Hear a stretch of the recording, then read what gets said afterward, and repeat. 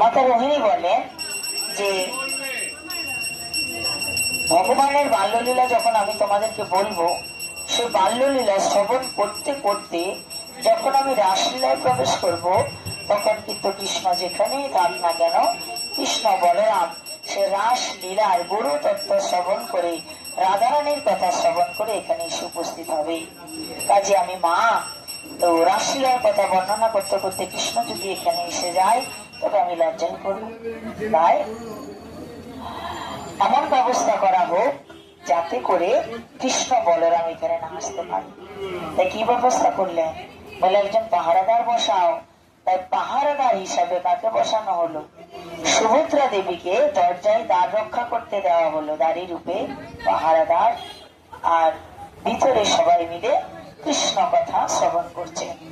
ভগবান শ্রীকৃষ্ণের বাল্যলীলা প্রবন্ধ লীলা যখন শ্রবণ করতে করতে রাসলীলায় তিনি পৌঁছালেন, তখন অনাদিরাদি গোবিন্দ রাজসভা থেকে বলরাম সমেত চলে আসলেন রোহিণী মাতার পক্ষে।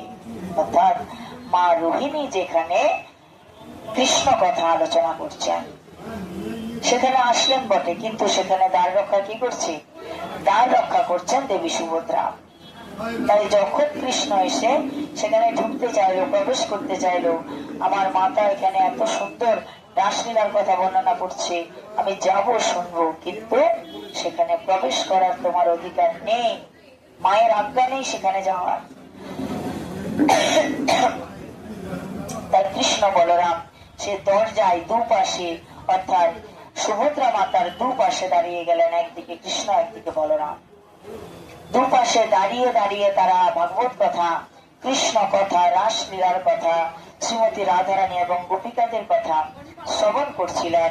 কিন্তু শ্রবণ করতে করতে প্রেমের বিকার রূপে, প্রেমের নিগুড় যে বিকার, সেই বিকার হতে হতে হতে হতে কৃষ্ণ এবং বলরাম, এখন বর্তমানে যে জগন্নাথ এবং বলরামকে আমরা দর্শন করি, সেই রূপে এসে পৌঁছালেন। তার চোখ দুটো হয়ে গেল বড় বড়, নাকটা ঢুকে গেল ভিতরে, হাতটা ভিতরে ঢুকে গেল, পাটা ছোট হয়ে গেল।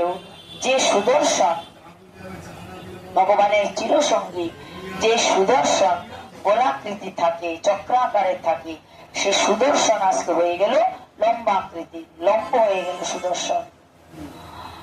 সুভদ্রা মায়ের একই অবস্থা, তো সুভদ্রা দেবীও একই অবস্থায় আছেন। অর্থাৎ বলরাম এবং কৃষ্ণ যেরকম আছেন, সুভদ্রারও সেরকম অবস্থা হয়ে গেল। সেই সময়ে নারদ মুনি আসলেন দর্শন করতে।